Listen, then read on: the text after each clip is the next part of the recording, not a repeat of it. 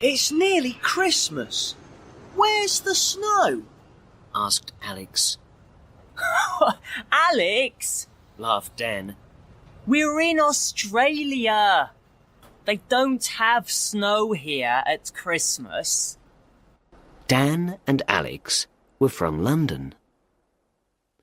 They worked in a big office. But at Christmas, the office was closed for 2 weeks. This year, they wanted to do something different for Christmas. So they were here in Australia. When they arrived, they got a car at the airport and drove for miles across the country towards Alice Springs. In the evenings, they stopped at small hotels. There were no cars on the roads, and they saw no houses or people in the country. It was very hot. This is going to be a strange Christmas for us, said Alex. No snow, no Christmas tree. Oh, be quiet, Alex. We're going to have a wonderful time. It's going to be different, that's all, said Dan.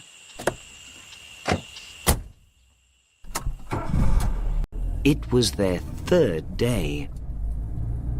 They left their hotel early that morning, but the sun was soon hot. Suddenly, Dan called out, Look, Alex! A kangaroo! The strange animal jumped across the road and disappeared. Then everything was quiet again. They drove for 2 hours. Then they stopped and ate some sandwiches and drank some water. OK, come on, Alex. Let's go, said Dan. We're nearly there. We're going to be in Alice Springs tonight.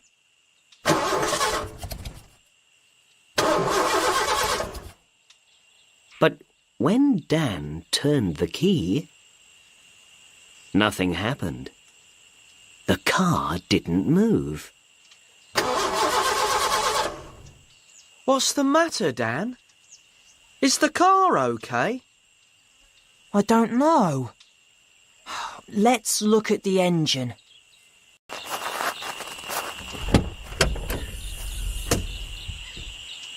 They got out and looked at the engine.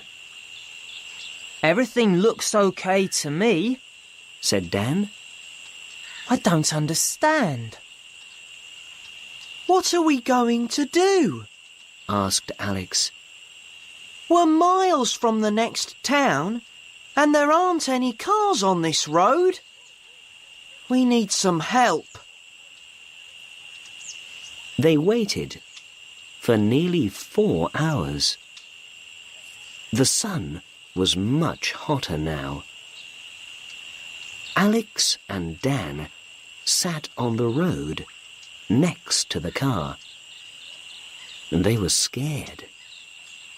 They didn't have much to eat, and they didn't have much water. They needed help. Soon. Dan was asleep. Wake up, Dan. Somebody's coming, called Alex. It was true. A car appeared on the road and came towards them. Dan jumped up with Alex. Stop! Stop! They cried.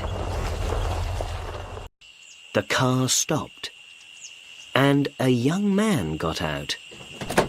He was about 19 years old, tall, and he had long brown hair. Hello, He said. do you need help with your car? Yes, please. Do you know about engines? The young man looked at the engine. Ah, yes. You need a garage. There's one in the next town. I can take you there. Dan and Alex got into the back of the young man's car. Were you there for a long time? He asked. About 4 hours. We were very happy to see you. We didn't have much water, said Dan. Only 4 hours. I was by the road once, and I waited for help for 10 days, said the young man. For 10 days? Is that true? Cried Dan. What happened? Ah, it's a long story, and I need to watch the road. There are lots of kangaroos around here, you know. The young man drove carefully, and Dan and Alex slept in the back. It was about 50 miles to the next town, and when they arrived, it was dark. The young man stopped near the garage, but he didn't get out of the car. Here you are. He said. Goodbye. Happy Christmas. Thanks again, said Dan and Alex. Goodbye.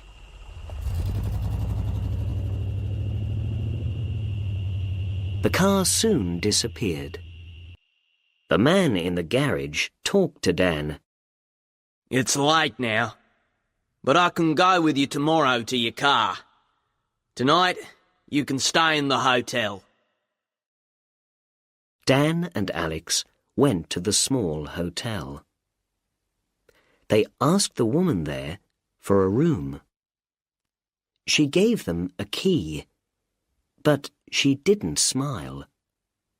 She had a very sad face. They went to their room. The people here aren't very happy, said Alex. It's nearly Christmas, but nobody's getting ready for it. Yes, it's strange, said Dan. But that young man with the car was nice. And the man at the garage is going to help us. Tomorrow we can go to Alice Springs. That night, Dan and Alex woke up 3 times. Every time, they heard a strange noise. Someone's crying, I think, said Alex. The next day, they got up early and went to the garage. The man drove them to their car and looked at the engine. He worked on it for about an hour, and soon Dan and Alex were on the road again.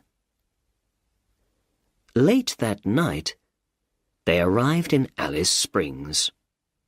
This time, their hotel was much nicer. Let's go out for something to eat, said Dan excitedly. Wait a minute, said Alex. What's that on the TV? Dan turned and looked at the TV. Last night, somebody found the body of John Sharp. It was by the road, 50 miles from Little Creek. John disappeared a year ago. At that time, the police found his car, but they never found his body. John was 19, and he lived in Little Creek. His parents have a hotel there. A picture of the hotel appeared on the TV. Dan, said Alex quietly. That was our hotel in Little Creek. We stayed there last night. Just then, the photograph of a young man appeared on the TV. He had long, brown hair. It's him! cried Dan. It's the young man. He helped us. But he's dead. How could he help us? I don't understand. Dan said nothing. Alex looked at him. What are you thinking, Dan? We saw a ghost, said Dan. a nice Christmas ghost.